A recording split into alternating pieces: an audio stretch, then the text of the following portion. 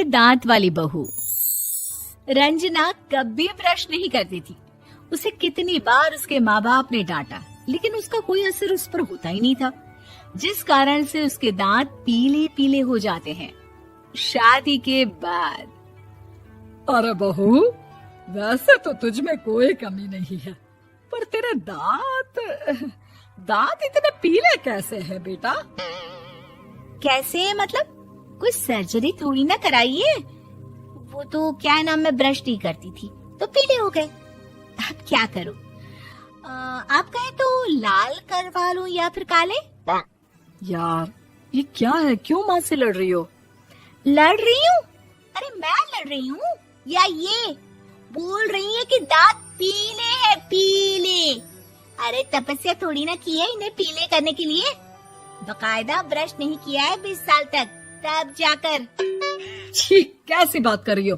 ये उस वक्त तो पीले नहीं थे जब हम लोग तुम्हें देखने आए थे।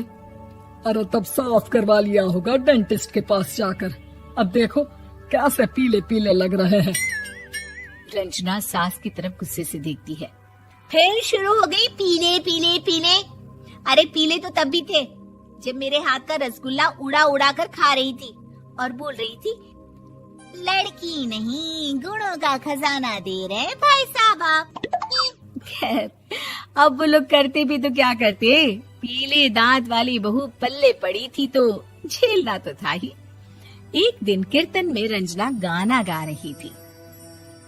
अरे कमला बहन, माँ का द्वार है, यहाँ तो सब शुद्ध होकर आते हैं, फिर अपनी बहू को ब्रश भी नहीं करवाती तुम। दूर से पीले पीले दांत भक्ति में बाधा उत्पन्न कर रहे हैं। अरे कोई 2 साल के बच्चे थोड़ी ना लेकर आई हूँ मैं बहू बनाकर। अच्छी खासी लड़की है, अरे कैसे करवाऊं ब्रश? ये तो उसे खुद करना चाहिए ना। अब माँ बाप तो इसके जैसे तैसे निपटा दिए, ये नहीं सोचा कि सास कैसे संभालेगी। सास बहू को लेकर घर आ जाती है, लेकिन सोच लेती है कि अब इसे लेकर कहीं नहीं जाएगी। अगले रोज बहू कहती है, अरे क्या हो गया, मंदिर नहीं जाना क्या? कीर्तन का वक्त हो रहा है। मेरी मधुर वाणी से कान्हा जी जागते हैं और सोते हैं। आप तो जानती है ना उनकी भक्ति में कितना मन लगता है मेरा। वो क्या है ना, तबीयत ठीक नहीं लग रही है मेरी, आराम करूंगी मैं। तबीयत ठीक नहीं लग रही? अभी तो मिथुन के गाने पर नाच रही थी आप, और अब बोल रही है कि तबीयत ठीक नहीं लग रही। अरे भक्ति में मन लगा लो सासू माँ, ऊपर जाना है, क्या मुंह दिखाओगी आप? हाँ? सास को बहू की बात पर गुस्सा आ जाता है। मैं क्या मुंह दिखाऊंगी, इसकी चिंता तो ना कर, समझी? अपने मुंह की चिंता कर, जो ये पीले पीले दांत लेकर हर जगह पहुंच जाती है। पता है लोग कितना मजाक बनाते हैं। ना जी ना, मैं नहीं जाना कहीं तेरे साथ। तो ये बात है। कोई ना, मत जाओ, मैं अपने कमरे में ही बैठकर भक्ति कर लूंगी। ऊपर वाला दांत थोड़ी ना देखता है, मन देखता है, भावना देखता है। और अरे बस बस, तू सब कुछ दिखा, बस ये सफेद चमकदार दांत ना दिखाना किसी को, है? जा यहाँ से। बहू को सास की बात का कोई फर्क नहीं पड़ता, वो तो जैसी थी वैसी ही रह जाती है। सुबह नहाकर किचन में खाना बनाना, फिर खाना खाना, कीर्तन भजन करना और सो जाना। एक दिन, माँ जी मैं सहेली के घर जा रही हूँ, शाम को लेट आऊंगी। हाँ हाँ तो जाना, मैंने कौन सा तेरी आरती करनी है घर पर बैठकर। रंजना सहेली के घर जाती है, जहाँ वो पार्टी में जाने की तैयारी कर रही होती है।